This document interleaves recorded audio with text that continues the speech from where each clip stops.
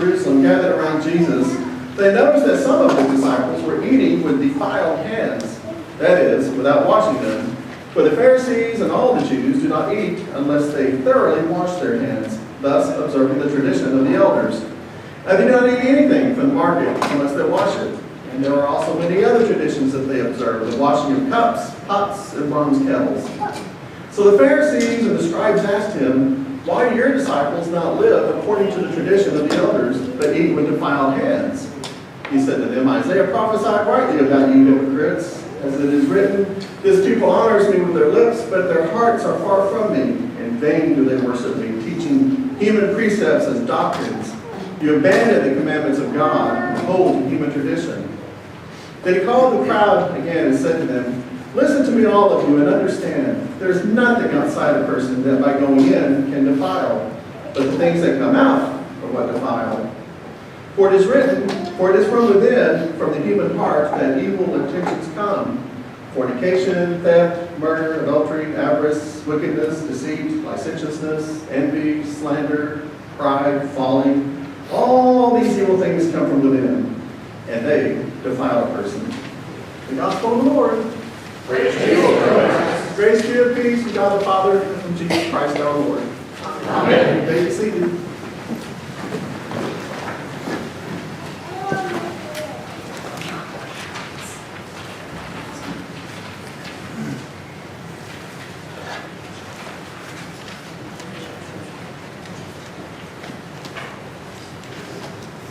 Almost every nation state has a set of laws to protect us from each other. There are certain things that it is not okay for us to do to one another. For example, almost every nation, almost every governing entity has some kind of law about murder. It is not okay to premeditate, to follow through, and then actually kill someone. Most people frown on that in the world. It's not okay. It's not a good thing to do. And I heard a comedian not so long ago, some of you aren't going to think this is funny, but I do. And since I'm the preacher, a few years ago, this fellow stood up and it was really horrible. He said, some people take this far more seriously than other people. For example, in Texas, if you kill someone, we will kill you back. Let you think about that for a minute. But there's all kinds of laws we have. For example, it's not okay to steal from one another. It's not okay to beat each other up. It's not okay to tear up each other's property. All those things are on the books and written out theoretically to protect us, literally, from each other. Now, what the laws can't do, and what our text alludes to, is that there's something lurking deep beneath the human spirit, the human heart, that you just can't protect each other from. And we all have it. There's a primal thing happening just beneath the surface. Most of us keep it in check. Most of us, when someone aggravates us, we're able to keep that in check and to logically discern a reasonable response. When we don't have that in check, typically bad things happen. But sometimes, and this is to me where Jesus is leading to, sometimes it's not always a physical thing. The more dangerous evil that lurks within is the things that come out of our mouths. That's how we can really hurt people. And I mean, on a different level than just walking up and slapping them. Sometimes it'd be better if you would just slap me to say some of the things that, well, nevertheless. In our gospel lesson this morning, it's really interesting that Jesus there with all the disciples, and interesting that the Pharisees pick out this thing about hand washing. Now, before we all jump on the judgment bandwagon, I think it's important to note, and I think it's always important that we note this, that the Jewish folks considered the Torah, those first 5 books, the law of Israel, to be a gift from God. It was a gift, a really important gift. And they also saw themselves as the priesthood to all the nations. That was a gift. That was something that they really took seriously. And then to maintain these hand washing rituals and all those things, it may sound kind of funny. It wasn't for germs. It was because this is a way that they were able to witness to the world, that they were following this law, this gift that God had given them. Not only as a witness, but it even went deeper than that. It was as a thanksgiving to God for the law, for the Torah. This is a way that they could thank God visually, tangibly. You can touch it. You feel it. And it's something that everyone can see. Oh, this is how the people of Israel give thanks to God. And that sounds great. And if we could just stop there, we'd say, oh, hallelujah, say kumbaya and go home. But that's not what happened. Because human nature almost always kicks in. And when human nature kicked in this particular instance, this is where Jesus steps in, is that the law and the purity rites and the hand washing, all the stuff that goes with it, it had been twisted, and it had a better word, I think, is devolved into a sorting process. Because this is a way that they could discern and sort each other out. Who's in, who's holy, and who's untouchable. Who's in our club, who's in the group, who's following all the rules and all the laws, doing it our way, and who's not doing that, who's living on the margins and completely ignoring the law, because those are the people who are out.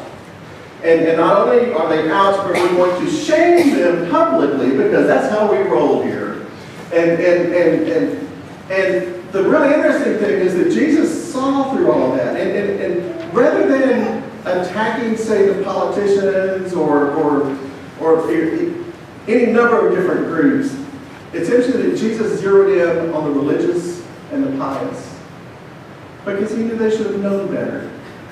He knew that there's something deeper that they have studied their whole lives. And it's just as surely as when the church, we get off sometimes on these weird tangents that takes us on some judgment trail that is nowhere close to grace.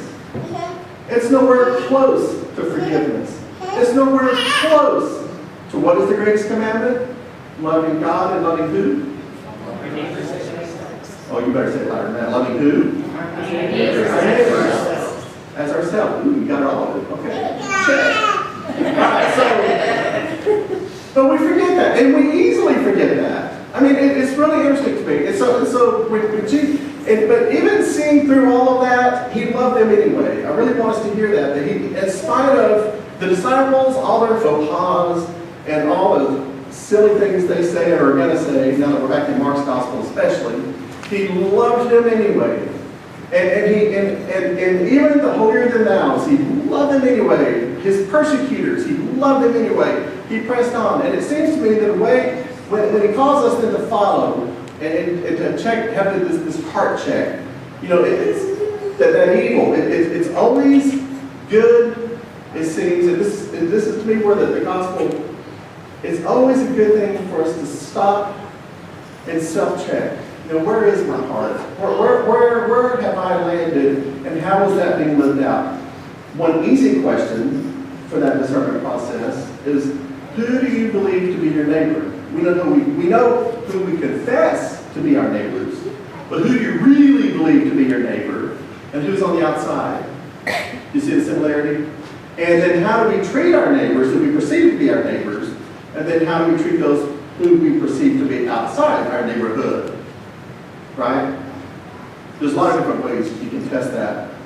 One way I think that we experience this pressing on in spite of each other's faux pas, in spite of each other's brokenness, in spite of each other's sin, for lack of a better word. And I want to talk about that another time. But one way I think that we can tell if we're spiritually in touch with this whole notion of Jesus loving people in spite of. And even when we know that sometimes our own motives are so far out of whack, and even when we encounter people, one self-check, it seems to me, and I have experienced this 4 different times this week, and I know most of you have because we talked about it, not all of you, but not all of us have had this conversation, but many of us have. And let me tell you what it is. I think almost everyone in this room has experienced it. Have you ever been around someone who's in so much pain, or who is hurting so badly from something? Either a physical thing, maybe it's an emotional thing they're going through or have gone through, not just grief, but there's things that hit us hard. Maybe a spiritual, like a faith crisis, something that you happen to be in on with someone that maybe it's a disease process, maybe it's something. But all of a sudden, and I really want to stay with me, all of a sudden you have an overwhelming compassion for them. And it's not pity. There's a huge difference. It's just compassion. And you know that you'd be willing to give up an appendage if you can make the pain go away for this other person. And especially when it's not family, I think it's especially a big deal. But you'd be willing to give up if you could just take it away. If you could just make it better for this person. And to me, that it seems to me is when we get a sense of the compassion that God has for all of us. That's what Jesus is talking about this morning. This whole menace of, and thankfully that's not how the system's set up, or we'd all walk around kind of funny. Because thankfully, grace supersedes all of that. And by that I mean, I think that those feelings, that compassion that we have for other people, for our neighbors, our friends, I think that overwhelming, I really, truly believe this with all my fiber of my very being. I believe that is the divine touch. I believe that is Jesus telling you, I've got this. As much as you care about this person, I care even more. As much as you love this person, I'm not going to leave them where I'm at them. You can be with them sometime, but I'm going to be with them all the time. As much as you want to give an arm, I've already given all. As much as you would like to change it and flip your nose, I've already done it. And I promise not to abandon that person. As much as you care and the compassion, you wish you could take this thing away, I've already done it in the big scheme of things. And part of how Jesus did that was by not running away. He stuck with them, even in spite of themselves. The disciples weren't perfect. Look around this room. Well, some of you are close, I know. But really, truly, I mean, he stuck with them. And they were no better or worse than you and I. They were just people doing the best they could to live their lives. And he stuck with them. All the way up to and including the cross. And because of that is that picture of God's heart. And it seems to me that that's what he's alluding to today. That's the stuff that comes out. That's the stuff that, what is lurking beneath. If we can wash our hands, and that's great. And I believe that, Jesus, that's part of what baptism is all about, is, transforming this. But our hands we can see, that's an instant thing that we can see. Our hearts, literally, and it's okay to say this out loud. Sometimes our hearts need a little work. And it's okay to say that. And it is okay to confess it. That sometimes we really do need to do a self-check. Not only as individuals, but sometimes as a church universal, sometimes as a congregation, sometimes as a nation state. I mean, there's all different levels of that self-check. But however we do it and however we come out of it, I really believe that Jesus is right there with us. And when we get those glimpses, when we get a glimpse of the compassion, that empathy, I'd give anything if I could take this away. That is Jesus telling you, I've got this. I really want you to hear that this morning. Because, again, 4 different times this week, there were powerful moments. And I know it's not just me, but it's like, from the cross. From the cross. And the resurrected Jesus saying, I really do have this. That's what it means to love neighbor. That's what it means to follow the commandments of God. That's what it means to cleanse the heart. It's not to be perfect. It's not to be perfect. It's to be in touch. To be faithful. To be faithful to the call. To be faithful to Jesus. To be faithful to the law. But to be faithful to Jesus' way of being in the world. It seems to me. And when we're doing that, I believe we can hear Jesus whisper in each of our ears, I've got you too. Amen? Amen. May the peace which passes all human understanding keep all of our hearts and all of our minds in Christ Jesus our Lord. Amen.